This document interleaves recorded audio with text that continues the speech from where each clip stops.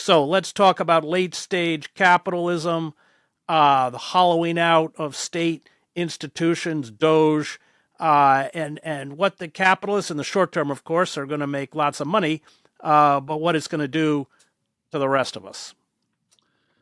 Well, I think your opening, Chris, as often your openings are, is wonderfully comprehensive.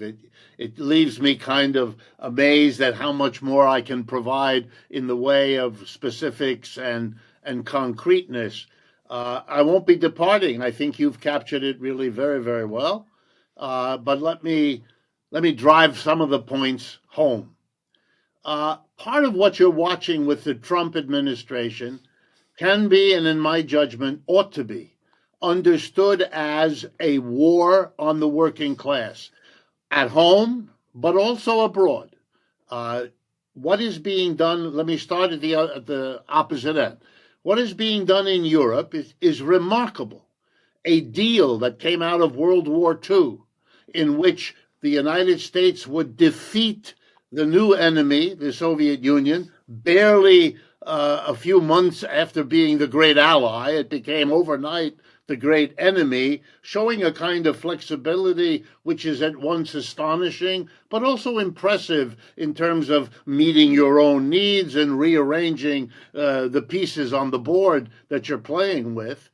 The deal that was made was the following. We, the United States, we have two big worries right now. Number one, the New Deal.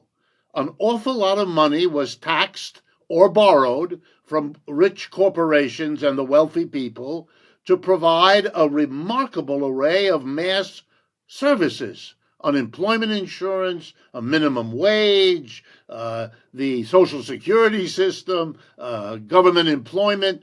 This had to be rolled back. And as you know very well, our last 50 years are the story of the rollback of that New Deal. But it also required smashing the socialists and communists who had created that New Deal with their alliance for a while with the Democratic Party. All of that had to be undone and was undone. The second great anxiety at the end of the war was that we would fall back into a depression. Let's remember, it was only the war that finally got us out of the horrible collapse of capitalism, the worst in its history, from 1929 to 1940-41. And only by taking the remaining many, many millions of people, I'm going to be simple now, putting half of them in uniform and the other half making the uniforms, we were able. And then the great worry, and it was very serious, at the end of the war, 45, what would now happen? We would demobilize all these people out of the military, out of producing for the military.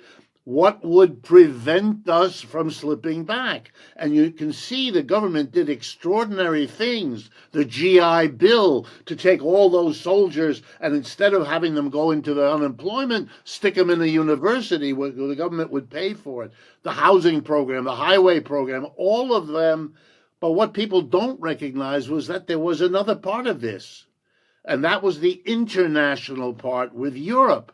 The problem was Europe had the same depression history as this country did. And during that time, as in the United States, socialist and communist parties became much stronger than they had ever been in Europe. So at the end of the war, you had the worry about slipping back, but you had an even bigger one, that you had very strong socialist and communist parties who had led the movement of the 1930s to get social services, which were much more generous in Europe than they were in this country. Plus, the socialists and communists provided the militants who were the anti-fascist resistance. So they were popular, they were strong. De Gaulle's first government after 45 had to have Communist Party people in the cabinet. For Italy, the second biggest party in the 20 years after the war was the Italian Communist Party, and I could go on. And they all had the Soviet Union literally a few hours by train from them. So their capitalist classes were even more freaked out about what was going on. And then the alliance with the Soviet Union, it was all too much. So what the United States did is cut a deal. We will solve our economic problem by putting Keynesianism on steroids. The government is going to come in and do what? Save us from the Soviet menace, build up the military industrial, and say to the Europeans, we'll take care of it. We'll provide you with the defense umbrella, we'll provide you with all the support, and all you have to do is make sure you crush the socialists and communists at home, and you are a good bulwark against the Soviet Union. And to that end, here's what we're going to do. You won't have to cover defense. We're taking care of that with our domestic Keynesian, military Keynesianism. And you're going to take the money you would have had to spend to provide the social services that will allow you to compete with what the Russians are offering their people, and had been already for quite a while at that time.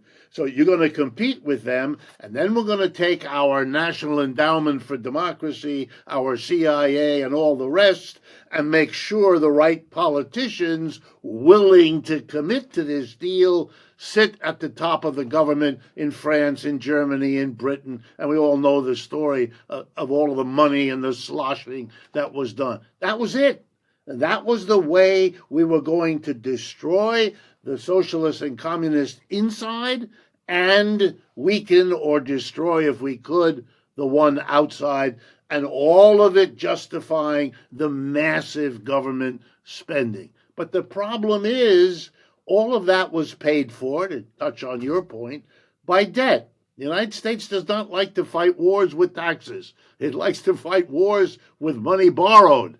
Because if you tax the people, the opposition to the war would be much bigger and arise much sooner. So you can't do that. You borrow the money. Here's the irony. The Europeans were major lenders for a while to the United States to fund the Keynesianism that protected them from having to use their money for their own defense. The ironies of how this all fit together are a charming story that's never quite been put down on paper.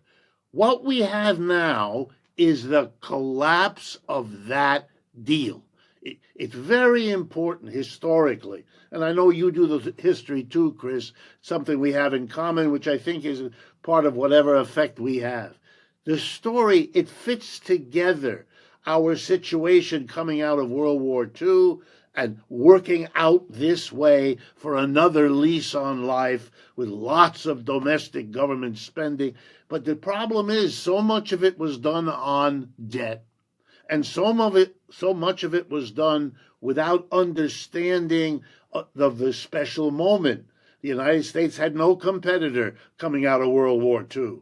Britain, France, Germany, Italy, Japan, Russia, they were all destroyed. We came out king of the hill. Our economy was in better shape coming out of the war than it was going in, and no one else could say that. And the result was a very bizarre, unique, special moment that could not possibly last. I think historians will look back, be rather impressed it lasted as long as it did. But in any case, it is now over. You can't do it. The United States lost the war in Vietnam. It lost it in Iraq. It's losing it in Ukraine. I mean, look at it. And these are among the poorest countries on earth to which the U.S. is losing. And the Europeans are left in a way one almost has to sympathize. They're irrelevant. They've become not the literal opposite of what they were 3 or 4 centuries ago. The center of the universe, the apogee of culture, the colonial master, all of that. It's all gone. Europe is a footnote, living in a world of fantasy where, being unable to stop the Russians with the United States, they actually think that they're going to do it without the United States. I mean, these are levels of craziness that are part of the decline, I suspect, of all empires when they consume themselves. Last point. I am particularly struck with this crazy business of attacking federal employees in the name of efficiency.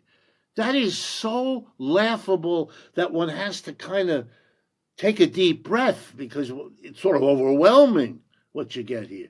2.5 million civilian employees of the federal government versus 5 million working for state government and 15 million working for the local government. If you cared a damn about efficiency, whatever that exactly means, your obvious targets would be local and state, but they can't get at those, so they go after the federal. That's not a decision of efficiency. That's a decision of where can we make a public performance, and they're making a public performance. It ruins the lives of those people. It destroys whatever function these agencies often had. It drives people entering the labor force, which is a larger number than those leaving the federal. They're all going to go into the private sector where they're going to bid down wages. At the same time that they can't control the inflation, you're ripping up your working class more and more and more,